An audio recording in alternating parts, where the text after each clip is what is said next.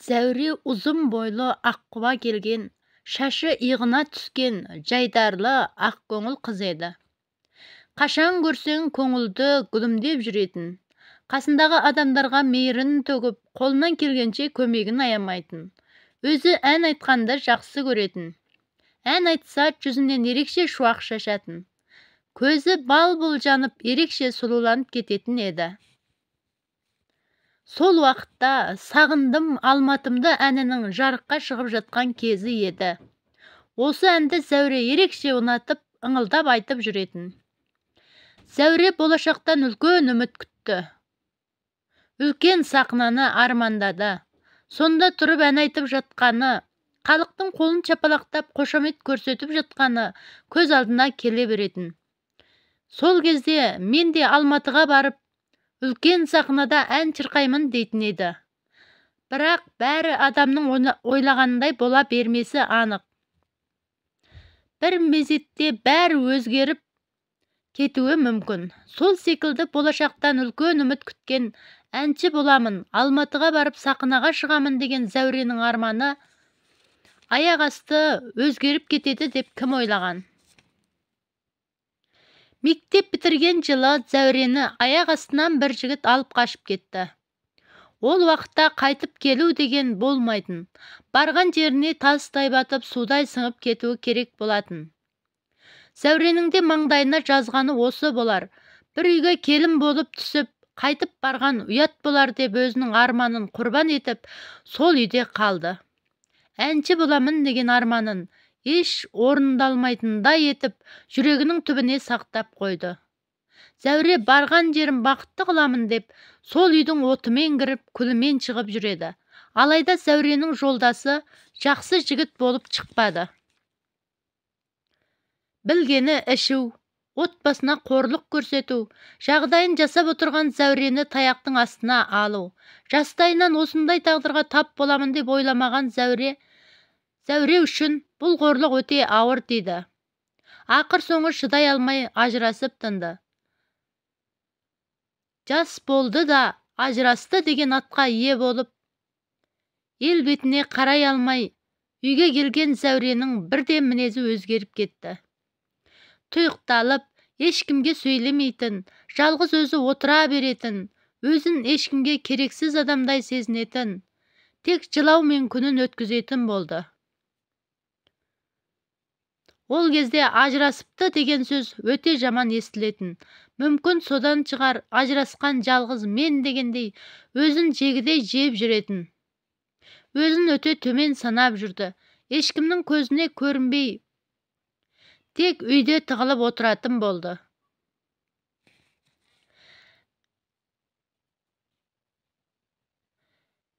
Міне солай өмір сүріп жүргеніне де 2 жылдай уақыт өтті.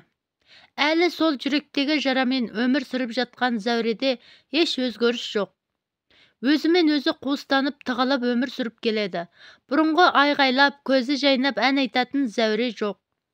Жайнаған көзі мұңға толғандай, еш еңсесі көтерілмей мұңайған күйде жүретін болды. Мұнысын көріп жүрген жеңгелері, саған тұрмыс құру керек, өзіңді іштей мұжып жеп барасың. Бұрынғыны ұмыт, алға жылжы, деп басу айтатын. Сен әлі бақытты боласың. Ойлана берме, барлық жігіт сол секілді деп ойлаймысың. Күйеу баланы өзіміз тауып береміз деуші еді. Сол сөзінде тұрып, жеңгелері бір жігітті тапты. Тапқан жігіті жасы Зәуреден 10 жасқа үлкен. Көрші ауылдың жігіті. Ол кезде жеңгетайлар ортада жүретін.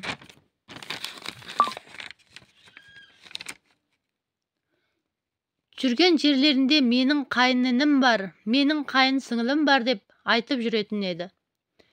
Бектай бұрын соңды үйленбеген жігіт. Үлкен жасқа келсе де аға жеңгесінің қолында тұрды. Өзінің әке шешесі ертеректе қайтқан. Ол кезде Бектай жас бозбала еді. Әке шешесінде ерте айрылған Бектайды ағасы өз қолына алған.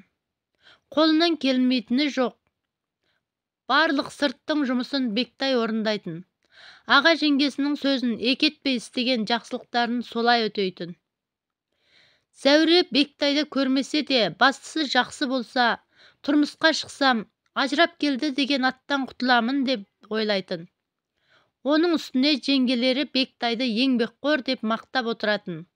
Bir жағынан сол, bir жағынан жастайынан жетімдікті көріп өскен жігіт жаман болмайды деп ойлады. Bir апта ішінде екі жақтың жеңгелері екі жасты алып таныстырды. Бектайдың бойы аласа, өзі қараторы жігіт екен. Bir көргенде бойы ұнай қоймаса да, мүмкін кішкентайынан ауыр жұмыс істегеннің әсері болар.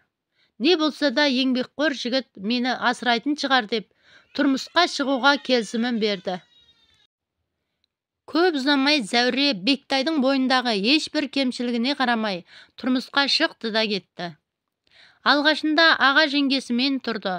Кейін еншісін беріп, жастарды бөлек шығарды. Расында да Бектай өте еңбекқор жан екен. Өз алдына бөлек шыққан соң, сол ауылдан өз еңбегімен үйдің іргетасын қалады. Ол кез бақытты кездер еді. Кейде сол ауыр жұмыстан шаршады ма, Бектай кішкене ішіп қойып жүрді. Зәуре оған қатты мән бермеді. Кейін келе Бектай көбірек ішкісі келіп тұратын болды. Таңертең үйден сау кетіп, кешкісін араққа сылқият қойып келетін болды. Сау кезінде өте керемет жан. Ішкен кезде адам танымастай өзгеретін. Ішіп алса болғаны есім білмейтін. Зәуре көзіне құбыжық болып елестей ме, соңғы уақытта Зәуреге көп тиісетінді шығарды. Ештеңеге қарамастан соңы Зәурені ұрып соғумен тынатын. Қаншама жерден ұрып соқса да, Зәуре бәріне көнді. Бірінші тұрмыстан да осы үшін ажырасқан. Не болса да екінші некемді сақтап қаламын деп жүрді. Қайтып барса, тіптен ел жұртқа қарай алмайтындай мүлдем ажырасу туралы ойламайтын. Мүмкін маңдайыма жазылғаны осы болар. Не болса да көнермін. Мүмкін Бектай арағын қойып жақсы отбасы болармыз деп ойлады. Болашақтан үміт үзбеді. Алайда арақты қойған Бектай жоқ. Күннен күнге көп ішкілікке салынды. Ол уақытта Зәуре жүкті еді. Бектай сау болса барлығын түсініп кешірім сұрайтын. Енді ішпеймін деп сөз беретін. Бірақ берген сөзін орындай алмады. Зәуре босанғанша Бектайдың таяғын жеп жүрді. Бірақ өмірге аман есен қызды алып келді. Қызының қызығына тоймай алданыш болып Бектайдың ұрғанына көз жұмып келе берді. Bir күні көзі, бір күні денесі көгеріп жүретін. Оның барлығы үйреншікті жағдай сияқты еді. Күнде қоямын деп сөз берген Бектай бүгін де тағы ішіп келді. Ол уақытта қызы 10 айлық болған еді. Есінен тіпті айырылған Бектай күндегі әдетіне басып, бүгінде Зәуреге тиісе бастады. Айғай шудан жылап жатқан қызына да қарамады. Зәурені көк ала қойдай етіп сабап тастады. Жерде бүк түсіп жатқан Зәуре қимылдай алмай, қызына жете алмады. Қызы жылауын әлі қояр емес. Bir кезде жылаған дауыс құлағына түрпідей тиді ме, кім білсін. Бектай, жылай берме, өшір үніңді, деп қызын алды да допша лақтырып жіберді. Дауысы бірден шықпай қалған кішкентай қыз сол жерде періште кейпіне айналып кетті. Міне солай Бектай өзінің туған қызын өлтіріп тынды. Зәуре қызынан айырылып, мүлдем ішінен тынды. Уақыт өтіп жатты. Еш өзіне кедер емес, іштей тынатын.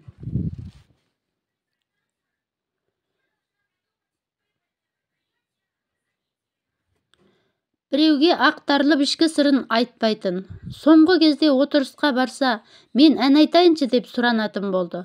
Қай отырысқа барса да сағындым алматымды әнін айтатын. Көзінен еріксіз моншақтап жас аға беретін.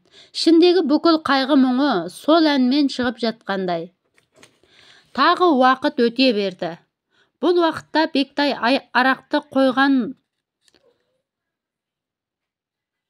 жағдайдан кейін